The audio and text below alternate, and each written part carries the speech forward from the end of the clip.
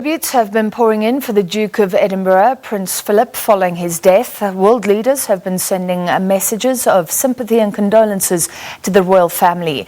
Earlier, the SABC spoke to Laura Sherwood, who is outside Buckingham Palace, for us. People have been told not to come and pay their respects, drop flowers here at Buckingham Palace, but as you can see, people are still streaming up and down the Mall. They seemingly want to at least come here and see the palace and offer a little bit of support, I suppose, for Her Majesty the Queen. Flowers are still being laid outside the palace gates, and while police and other officials are moving them away quite quickly, it's not deterring people from coming here. Of course, tributes will continue in other forms as well. As we come on air now, gun salutes are starting to be fired across the United Kingdom. Some here in London at the Tower of London, also in the other nations of the United Kingdom, Northern Ireland, Scotland and Wales, and also on Navy warships as well. 41 gun salutes, a shot fired every 60 seconds for 41 minutes. Those on those gunships are obviously in recognition of His Majesty's or His Royal Highness's Navy career. He was in the Navy, he served in World War II, and he rose through the ranks. This was in recognition as well of his rank as High Lord Admiral. So obviously people are continuing to pay their respects today.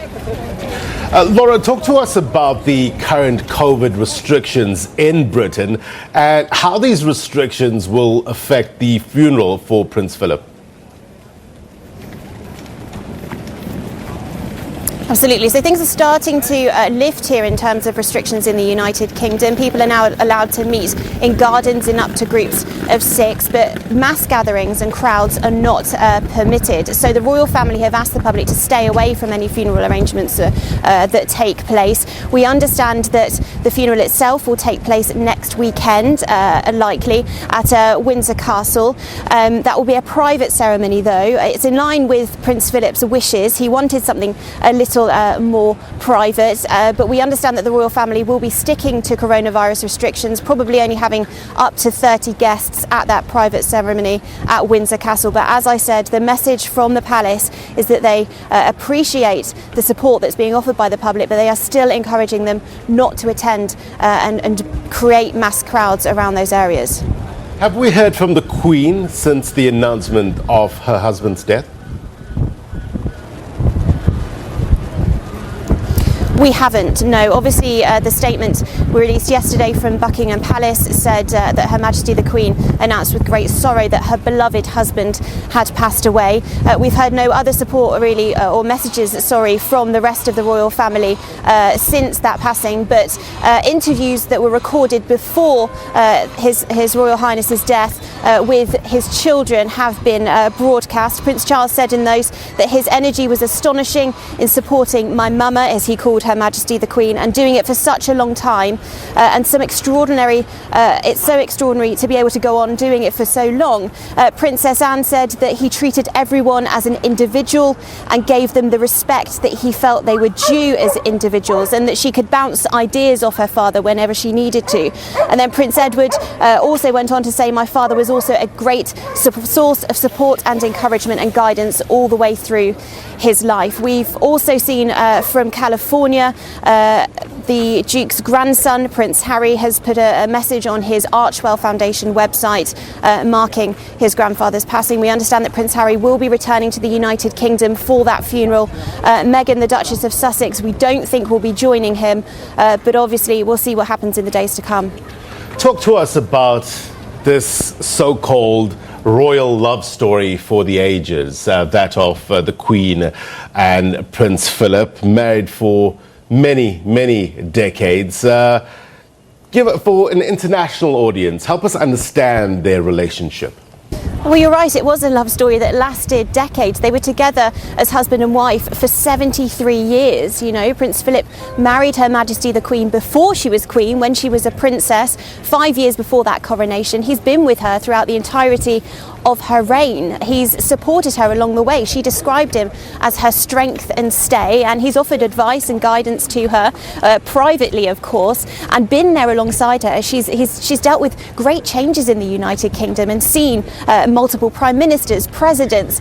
He's been there and witnessed that as the world has developed and changed since her coronation, 70 odd years ago.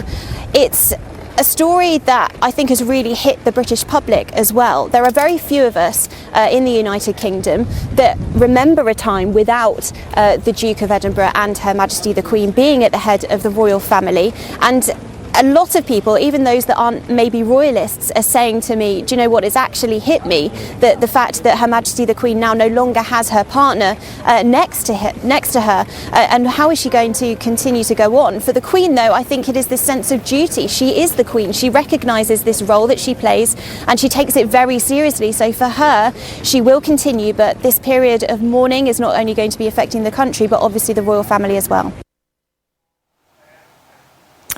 Well, tributes continue to pour in for the late Prince Philip from around the world, no less from one of the United Kingdom's closest allies, the United States, and of course at the United Nations.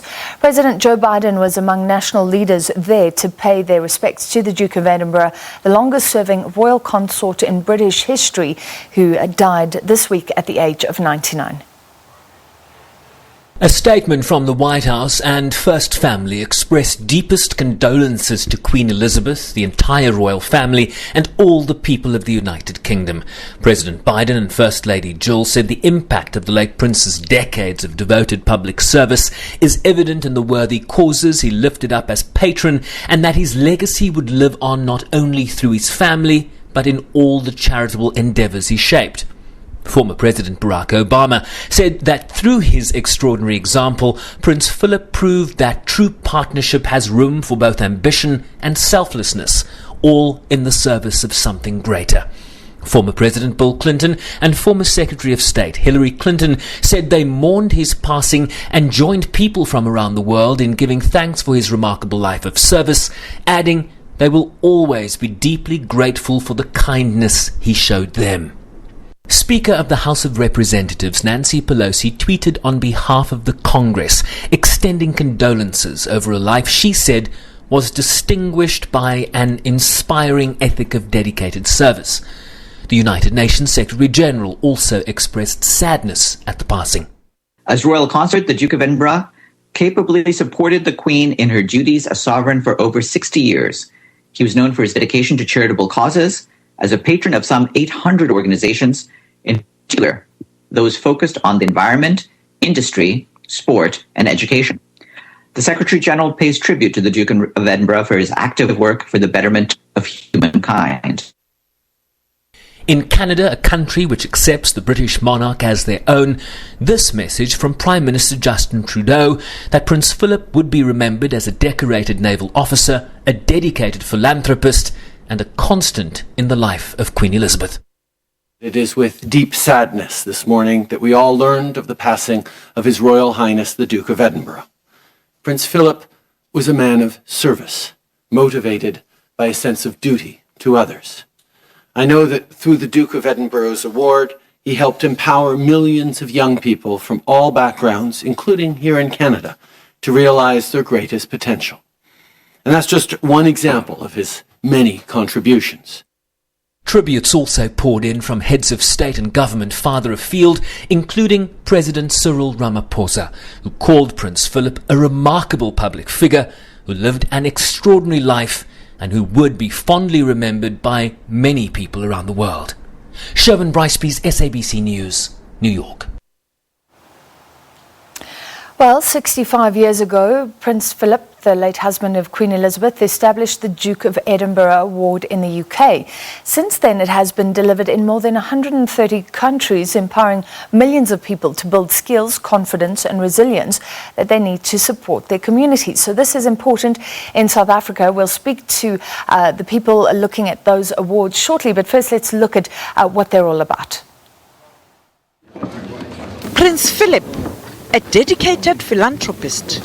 He was committed to ensuring that young people realize their potential through the President's Award for the Youth Empowerment. The award that bears his name has transformed the lives of millions of young people since it started in 1956. The whole object of this is to try and show to people who take part in the award that there is more to life than just education and work, that there are a great many things that adults through the years have discovered are worthwhile and satisfactory and what really makes their life worth living. It was relaunched as the President's Award for the Youth Empowerment in 1994, with the former President Nelson Mandela as its founding patron-in-chief. First of all, I'd like to express my appreciation to ex-President Mandela for taking the initiative to support this scheme when it was first introduced into South Africa. His great reputation and prestige did an awful lot to get the scheme going in this country, and we're very grateful to him. He has touched so many lives through his initiative, and there is hope that his legacy will be kept alive. Prince Philip also accompanied the Queen during the Commonwealth Summit in South Africa. The summit was held in Durban. Sophie Mkwena, SABC.